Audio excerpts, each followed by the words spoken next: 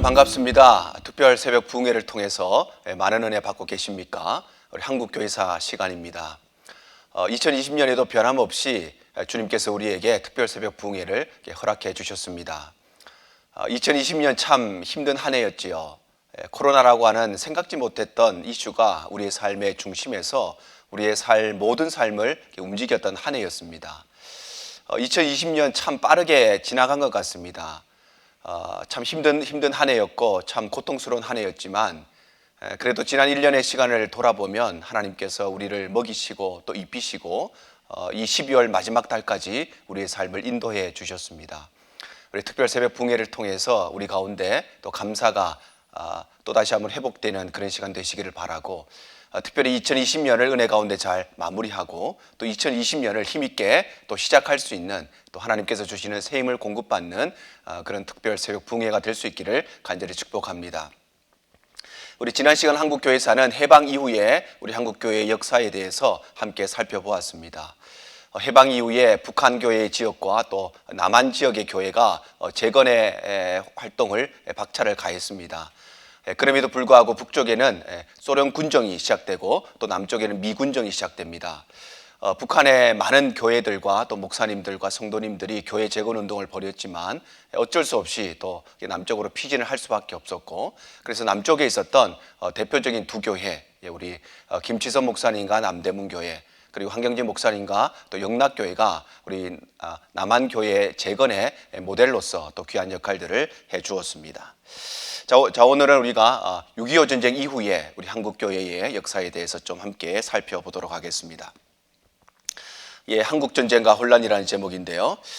우리나라의 민족 상전의 비극인 6.25 전쟁이 일어나게 되고 또 그로 인하여서 교회가 순환을 당하게 됩니다. 이 순환의 기초가 되는 사건이 우리 여수순천 반란 사건이라고 하는 사건인데, 1948년 10월 19일 날 김지회 중위 등 공산주의 사상에 물들어 있던 군인들이 반란을 일으킨 사건이 바로 이 사건입니다. 그런데 이 사건이 발생하게 된 그 기초가 되는 사건이 있는데, 그것이 바로 제주 4.3 사건입니다. 제주 4.3 사건이라고 하는 것은 1948년 4월 3일 날 제주도에서 그 당시에 공산주의 계열이었던 남노당 소속의 350명이 제주도의 관공서들을 습격하고 또 우익인사들을 급습하는 사건이 일어납니다. 그래서 중앙정부에서는 제주도와 가까웠던 여수에 있던 14연대를 제주도에 파병을 합니다. 그리고 이 4.3 사건을 진압하라는 명령을 하게 됩니다. 그런데 그 당시에 여수에 있었던 14연대에 김쥐의 중이라고 하는 사람과 여러 사람이 있었는데, 이 사람들이 상부의 명령에 불복하게 됩니다. 제주도에 가서 이 사건을 진압하라고 하는데 그것을 불복종하고 반란을 일으킨 사건이 바로 여수순천 반란 사건이 되겠습니다.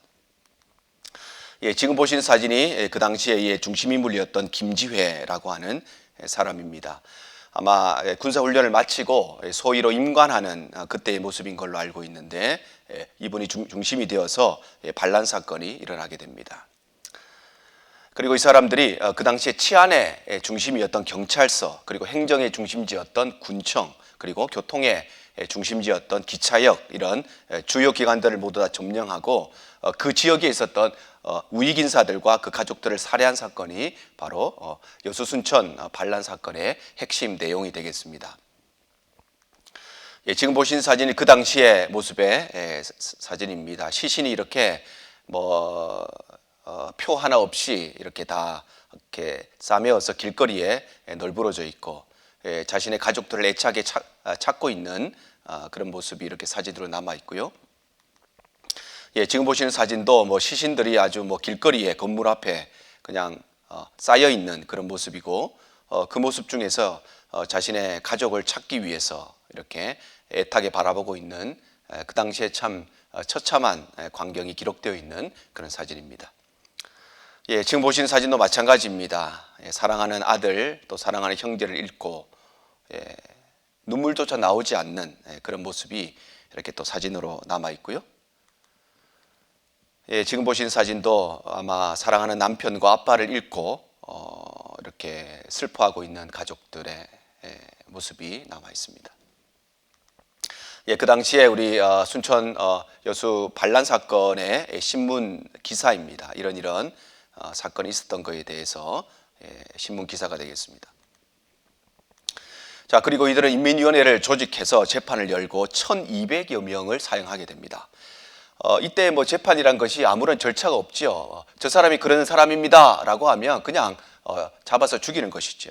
그래서 그런 아무런 절차도 없이 재판을 열고 1200여 명을 사형하는 끔찍한 사건이 일어납니다.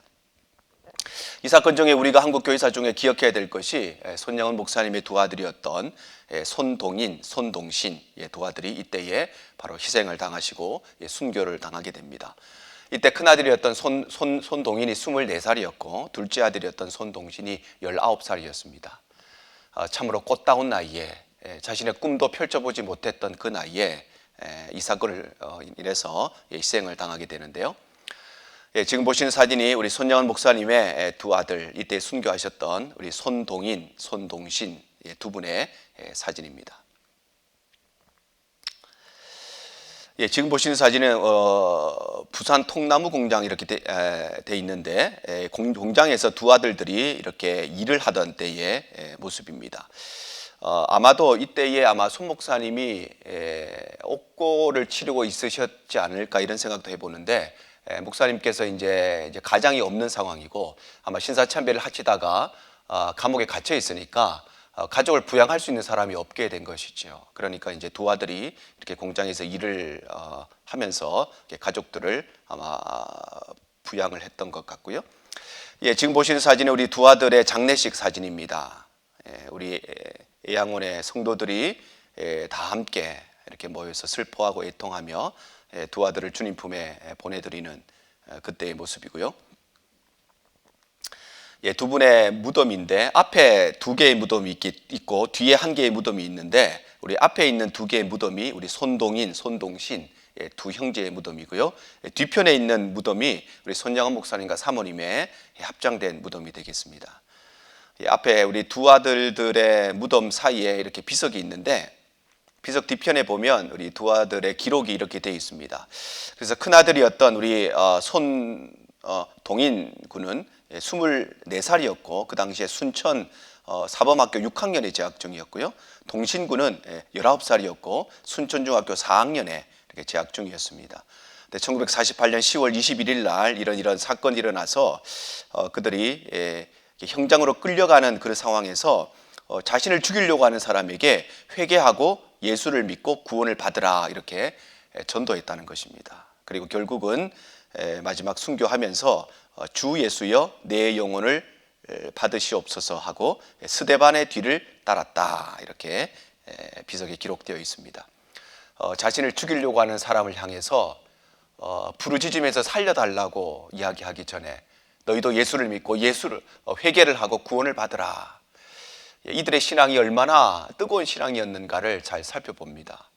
죽음의 순간이 오면 우리의 본심이 나오고 그 순간이 오면 우리의 진짜 신앙이 나타나게 되는데 그 죽음의 순간 앞에서도 지옥불을 향해서 달려가는 그들을 향해서 회개하고 예수 믿고 구원받아라 이렇게 전도하셨다고 하는 것입니다. 참 우리가 본받아야 될 또 우리 믿음의 선배들인데요. 주 예수여 내 영혼을 받으시옵소서. 예수님께서 마지막 십자가에서 하셨던 그 말씀과 똑같은 말씀을 남기고 천국에 갔습니다. 두 아들을 읽고 목사님께서 10가지의 감사 제목을 고백하셨다고 하죠. 우리가 이 땅에 살면서 인간이 겪을 수 있는 가장 큰 아픔이 아마 자식을 먼저 보낸 부모의 아픔일 것인데 그 고통 속에서도 목사님께서는 감사의 제목들을 고백하셨는데 아마 우리가 한 번쯤은 다 들어보셨겠지만은 우리 한 번 더 우리 기억하고 지났으면 좋겠습니다. 손영은 목사님께서 이렇게 감사하십니다. 첫 번째, 나 같은 죄인의 혈통에서 순교의 자식들이 나오게 하시니 감사합니다. 두 번째, 허다한 많은 성도들 중에 어찌 이런 보배들을 하필 내게 맡겨주셨는지 그 점 또한 감사합니다. 셋째, 삼남 삼녀 중에서도 가장 아름다운 두 아들 장자와 차자를 바치게 된 것을 감사합니다. 넷째, 하나들의 순교도 귀하거늘 두 아들이 순교하게 하시니 감사합니다. 다섯째, 예수 믿다가 누워 죽는 것도 큰 복인데 전도하다가 순교하게 하시니 감사합니다. 여섯째, 미국 유학 가려고 준비하던 내 아들, 미국보다 더 좋은 천국 가게 하시니 감사합니다. 일곱째, 사랑하는 두 아들을 총살할 원수를 회개시켜 내 아들 삼고자 하는 사랑의 마음 주시니 감사합니다. 손영은 목사님은 말로만 이렇게 감사한 것이 아니라 실제로 두 아들을 죽였던 사람을 본인의 양아들로 삼고 사랑해 주셨죠. 여덟째, 두 아들의 순교로 말미암아 무수한 천국의 아들들이 생길 것이 믿어지니 감사합니다. 아홉째, 이 같은 역경 중에서도 이상 8가지 진리와 하나님 사랑을 찾는 기쁜 마음, 여유 있는 믿음 주시니 감사합니다. 10번째, 이러한 과분한 축복을 누리게 된 것을 감사합니다. 목사님께서 두 아들을 먼저 보내고 이렇게 감사하셨습니다. 우리에게 잘 알려져 있지는 않지만 목사님께서 이 두 아들의 장례를 모두 마치고 나서 주일이 되었을 때에 하나님 앞에 감사헌금을 드리셨는데 10,000원의 감사헌금을 드리셨다고 합니다. 지금도 우리 손 목사님 기념관에 가면 그때 드렸던 이 그 헌금 봉투가 지금도 남아 있다고 하는데요. 목사님이 그 당시에 교회에서 받으시는 한 달 사례비가 80원이었습니다. 그러니까 이 80원을 하나도 안 쓰고 모으면 1년을 모으면 약 1,000원 정도를 모을 수 있겠죠. 그러니까 10,000원이라고 하는 돈은 10년 동안 한 푼도 안 쓰고 모아야만 모을 수 있는, 지금 아마 본인의 수입을 10년 동안 한 푼도 안 쓰고 모은다면 아마 집을 살 수 있는 그런 큰 액수라고 생각합니다. 목사님의 고백은 입술의 고백이 아니라 그의 전심의 고백이었고 그의 진실된 고백이었다는 것입니다. 그래서 지금도 순천에 가시면 이렇게 손동인, 손동신 형제 순교지라고 해서 이렇게 기념석이 남아 있습니다. 우리 손영은 목사님 장례식 사진인데요. 뒷줄에 이렇게 상주 노릇을 하고 있는 사람이 우리 손동인, 손동신 두 사람을 죽였지만 손영은 목사님께서 양자로 삼으셨던 안재선이라고 하는 사람입니다. 지금 보시는 사진은 우리 손 목사님과 우리 안재선이 같이 찍은 사진인데요. 이때가 서울 남대문 교회 부흥회를 마치고 찍은 그런 사진인데, 앞줄에 중앙에 있는 분이 우리 손영은 목사님이십니다. 손영은 목사님 오른쪽에 계시는 분이 김치선 목사님, 키가 조금 더 크시고 가방 들고 계시는 분이 김치선 목사님, 우리 여기 남대문 교회 목사님이신 김치선 목사님이시고, 그 옆에 이제 키가 조금 작으신 분이 손영은 목사님이시고, 손영은 목사님이 이렇게 어깨동무하고 있는 사람이 안재선 목사님의 양자인 사람입니다. 목사님께서는 사랑하는 아들을 죽인 사람을 그냥 양자로 호적에만 입적시켜 주신 것이 아니라 이렇게 본인이 집회하시는 부흥회까지 함께 동행시키면서 이 아들을 친아들처럼 사랑해 주셨던 그것이 바로 우리 손영은 목사님의 삶이었습니다. 자, 이런 상황 가운데 우리나라, 우리 민족의 최고의 또 비극 중의 하나인 6.25 전쟁이 발발하게 됩니다. 전쟁이 발발하게 된 그 전의 역사를 잠깐 살펴보면 군정이 철수하게 되는데요. 1948년에는 북한 땅에 있었던 소련군이 철수하게 되고 1949년에는 미군들이 남한 땅에서 모두 다 철수를 마치게 됩니다. 지금 보시는 사진은 사진이 뭐 이렇게 분명하진 않습니다만은 우리 김일성의 모습이 보이고 또 우리 소련군 장교들의 모습이 보입니다. 우리 소련군이 북한 땅에 있다가 이제 철수하는 모습, 환송회의 모습입니다. 그래서 김일성이 북한 지역에 있는 정권을 모두 다 이렇게 물려받고 소련군을 환송하는 그런 모습이고요. 우리 남쪽에서도 1948년에 우리 한국 정부가 이제 수립되게 되고 1949년까지 이렇게 미군들이 전부 다 본국으로 귀환하게 됩니다. 인천항의 모습인데 미국의 군인들이 본인의 짐을 가지고 이제 배를 타고 있는 그런 모습이고요. 저렇게 이제 우리 모든 미군들이 49년까지 모두 다 철수를 하게 됩니다. 자, 그런데 이 일로 인하여서 우리 남한에는 사실 군사력의 공백을 맞습니다. 북한 땅에는 사실 그 당시에 이렇게 소련이나 또 중국의 지원하에 많은 이렇게 무기들이 있었지만 남한에는 그렇지를 못했습니다. 그래서 미군들이 모두 다 철수하고 난 뒤에 우리 국군의 힘으로는 우리나라를 지킬 만한 그런 힘을 가지지 못했던 것이 그 당시에 우리 한국의 상황이었습니다. 그래서 이런 상황 속에서 드디어 북한군이 남쪽으로 남침을 하게 됩니다. 1950년 6월 25일이죠. 주일날 새벽에 기습적으로 우리 한국을 남침하게 됩니다. 그 당시에 북한 우리 군사들의 모습입니다. 북한 국기를 휘날리면서 이렇게 탱크를 앞세워서 우리 한국을 남침했고요.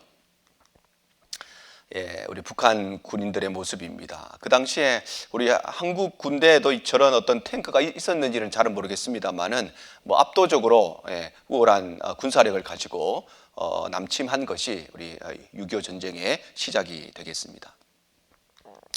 자, 6월 26일입니다. 전쟁 난 지 하루 만에 우리나라의 중심지였던 수도 서울이 함락당하게 되고 7월 20일이 되면 대전이 함락당하고 결국은 낙동강 전선까지 후퇴를 하게 되죠. 서울로 진입하는 우리 북한군의 모습입니다. 남대문의 모습이 보이고 우리 탱크를 앞세워서 서울에 진입하는 북한군의 모습입니다. 지금 보시는 사진도 서울에 진입하는 우리 북한군의 모습입니다. 아마 국사책에 늘 이렇게 실려 있는 그런 사진인데요. 지금 보시는 사진은 대전에 진입하는 우리 북한 군대의 모습입니다. 전쟁이 난 지 약 한 달 만에 이곳까지 남하하게 됩니다. 자, 이로 인하여서 유엔군이 우리 한국에 이제 파병이 되게 되죠.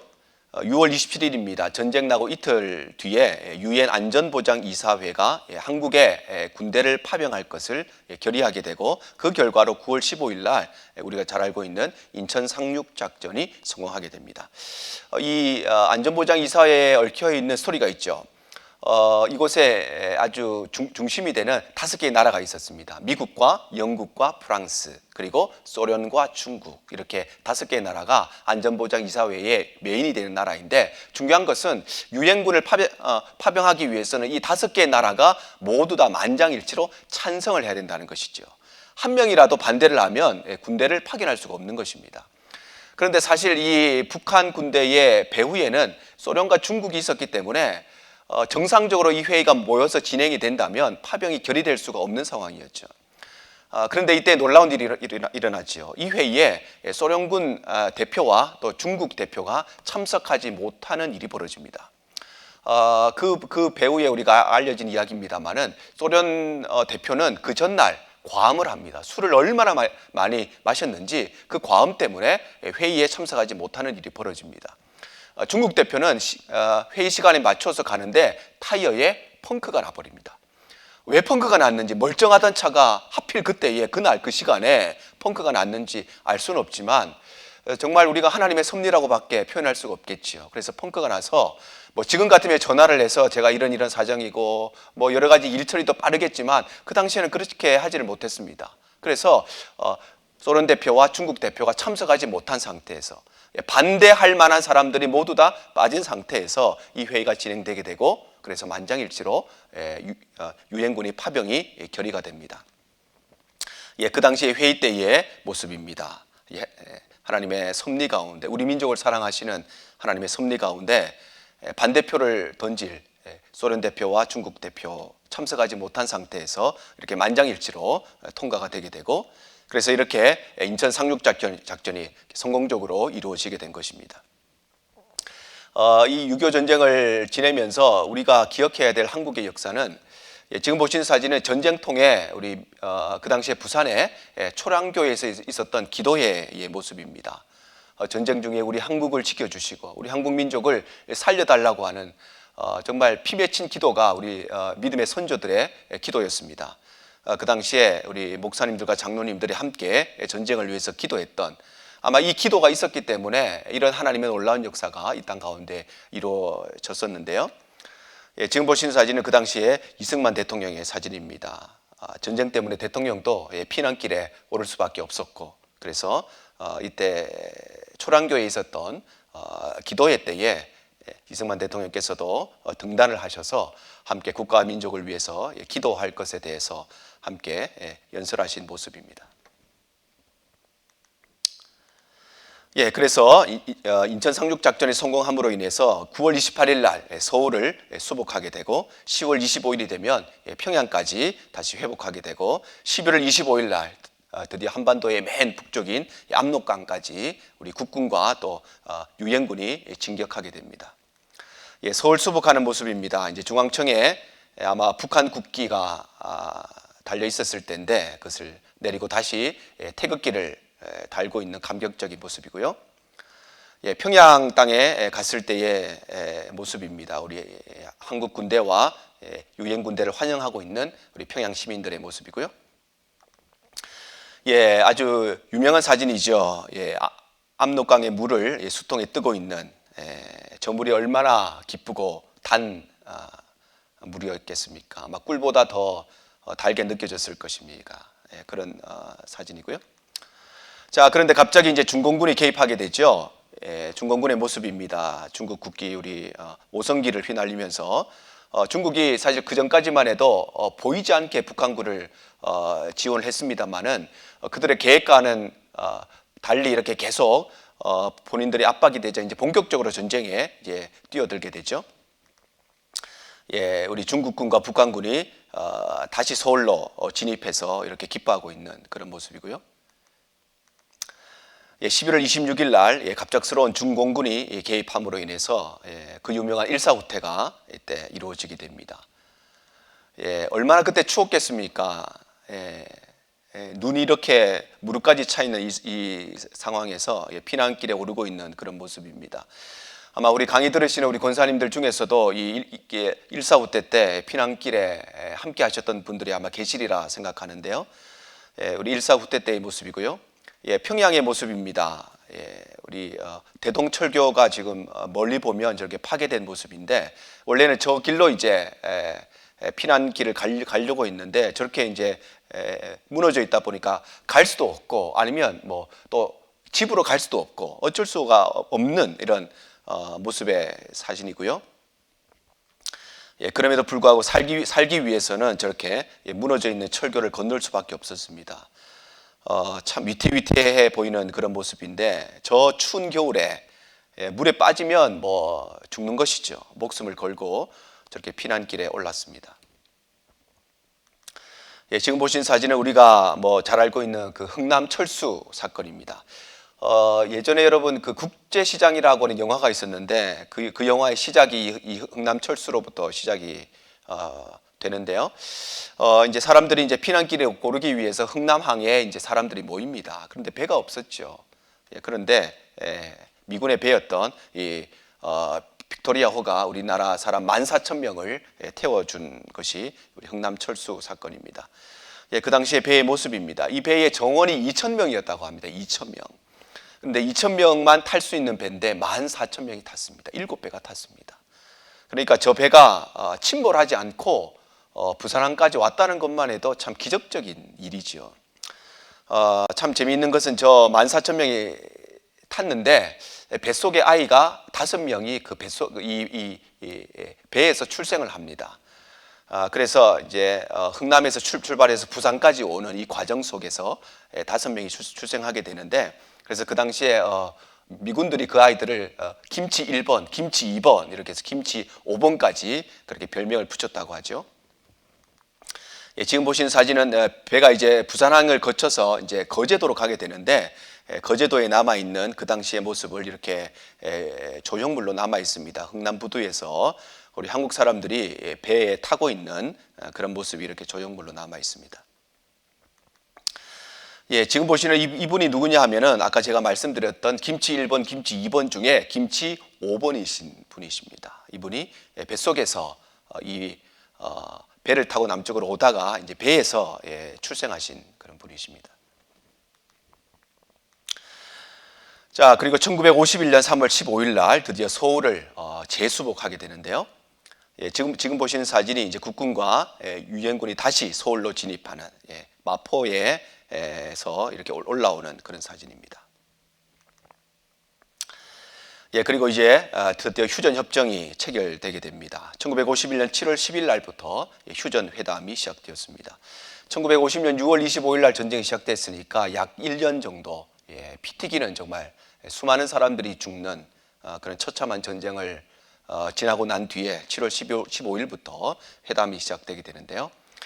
그때 회담의 첫 번째 실무 회담입니다. 이 회담이 뭐 한 번으로 끝날 수가 없겠죠. 여러 번 실무 회담이 이루어지는데 그 첫 번째 실무 회담의 모습이고, 지금 보시는 사진이 첫 번째 실무 회담이 이루어졌던 장소의 모습입니다.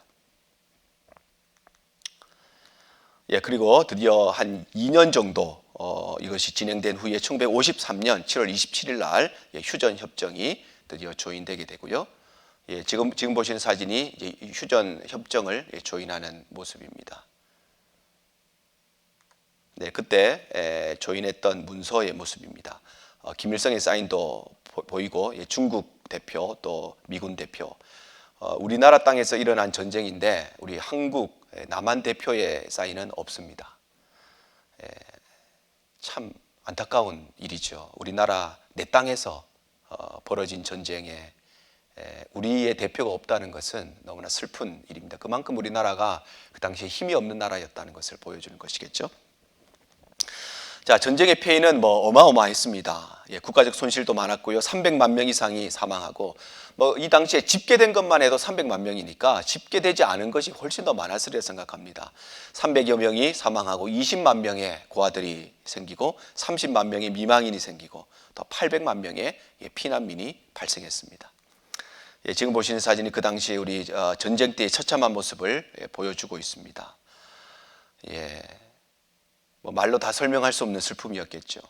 지금 보시는 사진도 마찬가지입니다. 아마 엄마가 죽은 엄마 옆에 이렇게 아이들이 울고 있는 그런 모습인데, 아마 우리 권사님 중에서도 이 전쟁 중에 아마 가족을 잃은 분도 아마 계시지 않을까 이런 생각을 해보는데, 다시는 발생해서는 안 될 그런 일이죠. 피난민의 모습입니다. 살기 위해서 남쪽으로 이렇게 피난해야 됐던 모습이고요. 저렇게 뭐 기차를 탈 수 있으면 정말 복받은 일이죠. 피난길의 모습이고요. 이 사진도 피난길의 모습인데, 여러분 잘 보이실런지 모르겠습니다만은 피난길을 가면서 엄마가 아기에게 젖을 물리고 있는 그런 모습입니다. 참 엄마는 위대합니다. 그렇죠? 전쟁을 피해서 피난길을 가는데 그 걸어가고 있는 와중에 한 손으로 머리에 짐을 지고 한 손으로 아기한테 젖을 물리고 있습니다. 엄마의 사랑은 정말 위대한 사랑입니다. 피난촌의 모습입니다. 부산에 있었던 피난촌의 모습입니다. 저렇게 천막을 치고 피난 생활을 했고요. 지금 보시는 사진도 피난 시절에 이렇게 우리 어머님들이 나와서 이렇게 빨래하고 있는 그런 모습 같습니다. 수많은 이산 가족들이 발생했습니다. 뭐 저도 이렇게 어릴 적에 TV를 통해서 이런 방송을 본 기억이 있는데, 뭐 아직까지도 이산 가족 다 찾지 못했죠. 얼마나 가족을 잃은 슬픔이 크시겠습니까?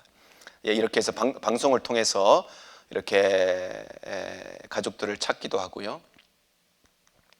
아마 이분들 다 기억하시죠? 우리 방송을 통해서 우리 두 남매가 이렇게 서로의 남매임을 이렇게 확인하고 눈물이 터져 나오는 그런 모습입니다. 교회도 많은 손실을 얻었습니다. 장로교회가 152개, 이 152개라고 하는 것은 그냥 공식적으로 집계된 것만 152개지, 뭐 제가 볼 때는 이것의 뭐 10배, 100배의 수많은 교회들이 파괴가 되었을 것입니다. 감리교회가 84개, 성결교회 27개, 구세군교회 4개 등 수많은 교회들이 파손되었습니다. 지금 보시는 사진이 이제 서울의 모습입니다. 남대문이 보이고 그 주변에 있던 건물들, 교회들 모두 다 파괴된 모습입니다. 이 사진은 평양의 모습입니다. 평양 땅은 뭐 완전히 전멸당한 그런 모습입니다. 세워져 있는 건물이 거의 보이지 않을 만큼 모든 교회들도 손실을 얻었습니다. 지금 보시는 사진은 인천에 있었던 제물포 교회의 모습인데, 파괴되고 불로 타버린 그런 모습을 갖고 있고요. 지금 보신 사진은 철원에 있었던 철원제일교회입니다. 전쟁이 발생하기 전에 이런 건물이 있었는데 전쟁 중에 이렇게 처참하게 교회 건물이 모두 다 파손되어 버리고 말았습니다. 그리고 후에 이렇게 아름답게 다시 재건된 그런 모습이고, 옆에 보시면 옛 건물의 모습이 이렇게 남아 있습니다. 우리가 역사의 교훈을 잊지 말아야 되겠습니다. 뿐만 아니라 우리 장로교 지도자가 177명, 감리교 지도자 44명, 선결교 지도자 11명, 수많은 우리 목사님들과 장로님들과 교회의 지도자들이 순교하시기도 하고 또 납북을 당하시기도 했습니다. 지금 보신 사진이 이제 북한군에 의해서 북한 쪽으로 끌려가는 교회의 지도자들의 모습입니다. 이분들을 끌고 간 이유는 한 가지밖에 없었죠. 이분들이 만약에 남한에 남아 계셨다면 이분들을 통해서 교회가 한 마음이 되고 온 민족이 한 마음이 되고, 북한 입장에서는 적군들의 세력이 강해질 수밖에 없기 때문에, 그래서 북한군은 북쪽으로 교회의 지도자들을 모두 다 납북해 갔습니다. 지금 보시는 사진도 북한으로 납북해 가는 그런 모습이 이렇게 사진으로 남아 있습니다. 특별히 우리 남한교회의 피해를 좀 살펴보면, 감리교회 양주삼 목사님, 또 장로교회 송창근 목사, 남궁영 목사, 구세군의 김삼석 사관, 우리 장로교로 말하면 목사님이 되시겠죠. 김삼석 사관들이 납북을 당하시게 되는데요. 지금 보신 사진이 남궁혁 목사님의 모습입니다. 이때에 북한으로 끌려가시게 되는데, 남 목사님은 원래 평양신학교 교수였습니다. 우리나라 최초의 신학교였던 평양신학교에서 이제 후학들을 가르치고 우리 목사님들을 양성해내는 신학 교수셨는데, 이때에 북한으로 납북을 당하시게 되고요. 지금 보시는 사진은 구세군의 김삼석 목사님이십니다. 김삼석 목사님께서도 이때 북한으로 끌려가시게 되는데, 그래서 구세군에서 이렇게 김삼석 사관 순교 기념비를 이렇게 세웠습니다. 그리고 바로 이때에 우리가 또 잘 알고 있는 손영환 목사님께서도 순교하시게 되죠. 우리 손 목사님의 장례식 모습입니다. 앞에 우리 손 목사님의 시신이 있고, 뒤에 우리 사모님과 자녀분들, 그리고 손 목사님께서 양자로 삼으셨던 우리 안재선의 모습도 함께 이렇게 남아 있습니다. 자, 그런가 하면 많은 건물들, 기독교 단체들, YMCA, 성서공회, 기독교 서회, 이런 건물들이 모두 다 파손되기도 하고, 또 그들이 그 중에 보관하고 있던 귀중본들도 많이 유실당하게 됩니다. 지금 보신 사진은 이제 전쟁 후에 이제 복원된 우리 YMCA 건물이 되겠습니다. 이 건물이 파괴되었다가 전쟁 후에 다시 복구가 되었습니다. 자, 북한교회도 마찬가지입니다. 북한에 있었던 우리 김익두 목사님께서 이때 바로 순교하시고, 또 전 지역에 있었던 교회들이 폐쇄당하게 됩니다. 김익두 목사님이 1950년 10월 14일 날 순교하십니다. 강단에서 기도하시던 중에 북한군에 의해서 피살을 당하시고 순교하시게 됩니다. 김익두 목사님의 모습입니다. 또 우리의 믿음의 귀중한 선배님이신데, 강단에서 기도하시던 가운데 순교를 당하십니다. 자, 전쟁이 모두 다 끝난 후에 이제 복구 사업이 시작되게 되는데요. 특별히 우리 기독교 단체에서 우리 한국을 얼마나 많이 도와주었는지 모릅니다. 우리 세계 기독교 단체들의 구호를 좀 살펴보겠습니다. 첫 번째는 한국 구호회라고 하는 단체, 그리고 한국 지원운동 등이 조직이 되었습니다. 그 당시 한국 구호회가 그 당시의 돈으로 1,000만 불에 해당되는 그런 구호 물품을 한국에 보내주었다고 합니다. 그 당시에 1,000만 불이 지금 환산하면 어느 정도 돈이 되는지는 정확하게는 모르겠습니다만은, 지금도 1,000만 불이면 어마어마한 돈인데, 그 당시에 1,000만 불이면 정말 우리가 생각할 수 없을 만큼 큰 돈이었다고 생각하는데, 그렇게 많은 것을 우리 한국을 위해서 섬겨주시고 또 구호해 주셨는데요. 그때 우리 한국으로 들어오는 물자들의 모습입니다. 이렇게 한국을 통해서 수많은 특별히 기독교 단체에서 우리 한국을 도와주었습니다. 우리 물자를 이제 받으려고 이제 아이들이 이렇게 아마 미군들이 이렇게 운영하는 곳인데, 이렇게 받으려고 이렇게 모여 있는 모습이고요. 그때의 모습입니다. 사실 이렇게 저와 같은 이게 젊은 세대로서는 참 상상할 수 없는 그런 모습인데요. 우리 부모님들 또 우리 할아버지 할머니들이 이런 세월을 다 지내셨죠. 그때의 모습입니다. 이게 아마 한국에서 생산되는 것이 아니라 전부 다 특별히 우리가 살고 있는 이 미국 땅에서 구호 물품으로 이렇게 보내준 것들이라고 생각되는데요. 그뿐만 아니라 우리 기독교 세계봉사회라고 하는 단체에서 3천만 불에 해당되는 구호 물품을 보내주었습니다. 3천만 불, 어마어마한 돈이죠. 우리 이 미국 땅에 살고 있는 믿음의 선조들도 한 번도 본인들이 가보지 않은 그 한국 땅, 전쟁이 났다고 뉴스로 들려오는 그 나라를 위해서 3천만 불의 헌금을 하셨습니다. 얼마나 고마운 일인지 모릅니다. 우리가 지금 뭐 선교를 위해서 하고 우리가 얼마 전에도 우리가 그 슈박스 사역을 했습니다만은 정말 이 미국이 한국을 도와준 것에 비해서는 얼마나 이게 약소한 것인지 모릅니다. 우리가 이 땅에서도 최선을 다해서 우리가 받은 만큼 그 사랑을 또 많은 사람들에게 나누어 주었으면 좋겠습니다. 곡식도 보내주었고요, 부식물도 보내주었고요, 또 옷들도 이렇게 보내주었습니다. 그 당시에 이제 구호 물품들을 이제 받아가고 있는 그런 모습이고요. 그 당시에 구호 물품으로 왔던 이제 옷들을 이렇게 또 나누어 주고 있는 그런 모습입니다. 자, 그런가 하면 피난민 보호소, 또 고아원, 또 양로원, 또 급식소 이런 것들을 운영해서 우리 고아들이 얼마나 많았고 또 우리 어르신들이 얼마나 많았을 텐데 그들을 보호하고 또 케어해 주었습니다. 이런 또 시설들을 만들어서 우리 한국 사람들을 도와주었고요. 지금 보신 사진은 구세군 급식소입니다. 먹을 것이 없었던 시대죠. 저렇게 많은 사람들이 밥 한 그릇을 얻기 위해서 저렇게 줄을 서고 있는 불과 몇십 년 전에 우리 한국의 모습입니다.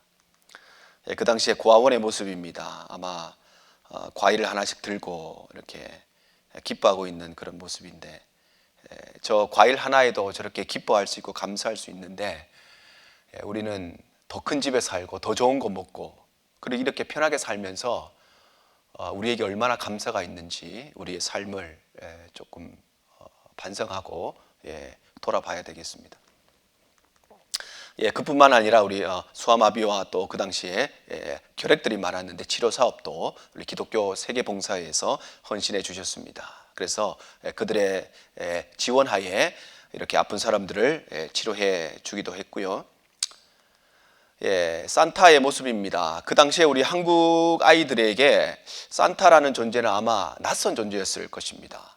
성탄절이 무엇인지도 모르고 예수님이 누군지도 몰랐던 그런 시대였을 것인데 저렇게 산타의 모습을 하고 한국 아이들에게 선물을 주고 또 이들에게 복음을 전해 주었던 것이 우리 기독교 세계 봉사회에서 하셨던 봉사들입니다. 이렇게 한국 아이들을 많이 케어해 주셨습니다. 자, 그런가 하면 계명협회라고 하는 그런 모임에서도 문명 퇴치 운동을 전개하고 또 경건서적과 또 소책자를 출판하고 보급해 주었습니다. 그래서 우리 한국 전체적으로 이렇게 글을 가르쳐주고 문맹을 퇴치할 수 있도록 운동을 펼쳤는데요. 그 당시 신문의 모습입니다. 그래서 아는 것이 힘이다, 배워야 산다 이렇게 해서 문명 퇴치 운동을 벌였고요. 한글을 배우고 있는 모습입니다. 남녀노소를 막론하고 아기를 안고 있는 그런 엄마의 모습도 보이고요.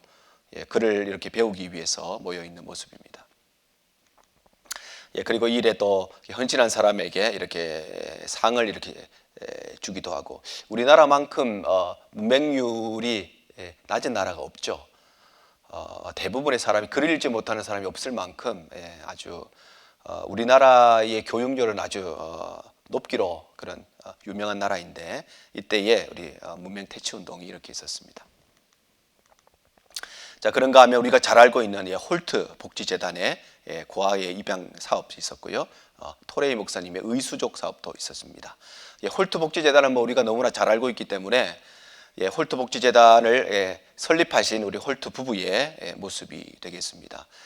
특별히 우리 한국의 전쟁 고아들을 또 특별히 서양 세계에 입양시키는데 또 큰 역할을 하셨는데, 지금 보시는 사진이 우리 한국의 전쟁 고아들 중에 가장 첫 번째로 미국으로 이렇게 입양을 가는 아기들이 비행기 속에서 찍은 사진입니다. 엄마를 또 아빠를 잃은 전쟁 고아들인데, 한 번도 가보지 못하고 알지 못하는 먼 나라 미국으로 이렇게 입양을 가고 있는,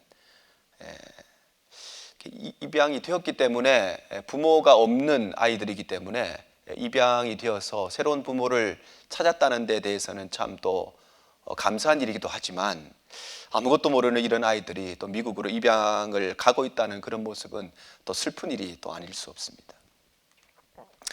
그 아이들이 이제 미국에 도착을 해서 이렇게 비행기에서 내리고 있는 모습이고요. 지금 보신 사진은 한국 아이들 중에 첫 번째로 미국에 입양되었던 아이들이 각자 또 새 부모를 만나서 함께 찍은 이렇게 사진입니다. 지금 보시는 사진은 우리 토레이 목사님이신데, 이분이 누구냐면은 우리 한국에 있는 예수원이 있습니다. 예수원을 세우셨던 대천덕 목사님의 아버지가 되십니다. 그래서 아버지께서 특별히 한국에서 의수적 선교를 하셨는데, 전쟁으로 인해서 팔을 잃어버린 사람, 다리를 잃어버린 사람, 그래서 장애를 가지게 된 사람이 얼마나 많았겠습니까? 근데 그 당시에 그들을 도와줄 수 있는 한국적인 상황은 아무것도 없었습니다. 그래서 그들을 돕기 위해서 의족을 만들고 의수를 만드는 그런 사역을 하셨습니다. 지금 보시는 사진이 바로 그때의 모습이 되겠습니다. 자, 교회에서도 이제 모든 전쟁이 끝나고 부흥 운동이 일어나는데요. 첫 번째는 우리 빌리 그레이엄 목사님의 집회입니다. 빌리 그레이엄 목사님이 1970년대에도 한국에 와서 큰 집회를 했지만, 사실 목사님께서는 1952년에부터 우리 한국에 오셔서 집회를 하셨습니다. 1952년에 12월 15일에 부산에서도 집회를 하셨고요. 56년에는 서울에서도 특별 집회를 하셨습니다. 지금 보시는 사진은 1950년대에 한국에 오셔서 집회하셨던 그때의 모습이고요. 지금 보시는 사진도 빌리 그레이엄 목사님의 모습입니다. 얼마나 많은 사람들이 말씀을 듣기 위해서 여기에 모였는지 모릅니다. 빌리 그레이엄 목사님께서는 교회에 가셔서도 이렇게 말씀을 전하셨고요. 지금 보시는 사진은 이제 군부대 모습입니다. 한국에 와 있던 우리 군인들에게도 이렇게 말씀을 전하셨습니다. 그런가 하면 바피얼스 목사님께서도 한국에서 집회를 많이 하셨는데요. 1949년에 한경재 목사님과 함께 선명회, 지금의 월드비전이 되겠습니다. 월드비전의 전신이 되는 선명회를 설립하시고, 1955년에 전국 순회 집회를 하셨는데요. 우리 바피얼스 목사님의 전도 집회의 모습입니다. 수많은 인파가 복음을 듣기 위해서 서울에서의 집회인데요. 목사님의 아마 축도하시는 모습 같고, 옆에 이렇게 통역하시는 분이 한경직 목사님이십니다. 두 분이 또 집회하시는 그런 모습이고요. 특별히 목사님께서는 우리 전쟁 고아들의 아버지라고 불리시는 분이시고, 이렇게 고아원을 설립하셔서 또 아이들을 돌봐주셨고요. 이렇게 진료소를 만들어서 또 아픈 사람도 치료를 해주셨고, 바피얼스 장학금도 이렇게, 이 사진은 1979년의 사진입니다만은 1950년대부터 한국의 학생들과 또 고아들을 위해서 헌신을 해주셨습니다. 교단별로도 부흥운동이 일어났습니다. 1952년에는 장로교회 영적 부흥운동이 일어나고, 또 성결교에서는 충계 대복음운동이 일어났고요. 1953년이 되면 웨슬리 250주년을 기념해서 감리교회에서 특별 부흥운동도 일어나고, 1954년이 되면 우리 한국선교 70주년을 기념해서 장감전함 기념 사업이 또 이루어지게 됩니다. 그래서 이런 부흥운동을 통해서 무너져 있던 한국교회를 재건하고, 이때에 다시 한국교회가 2000개가 되는 그런 부흥의 역사들이 일어나게 됩니다. 자, 오늘 여기까지 우리 한국교회 역사에 대해서 함께 살펴보겠습니다. 우리나라가 6.25 전쟁이라고 하는 민족 상황의 비극을 겪게 되었지만 그 중에서도 하나님께서 우리나라를 사랑하시고 돌보셔서 모든 전쟁이 끝나고 특별히 우리 남한교회가 다시 한번 하나님 앞에 굳건하게 그렇게 세워지는 역사가 있었습니다. 우리 특별 새벽 부흥회 중인데 우리 성도님들 새벽마다 깨워 주님의 얼굴을 구할 때에 또 하나님께서 이때 주셨던 놀라운 은혜 다시 한번 우리 가운데 하나님께서 허락해 주시기를 간절히 축복합니다. 또 한 주간 건강하게 잘 지내시고 다음 주에 뵙도록 하겠습니다. 감사합니다.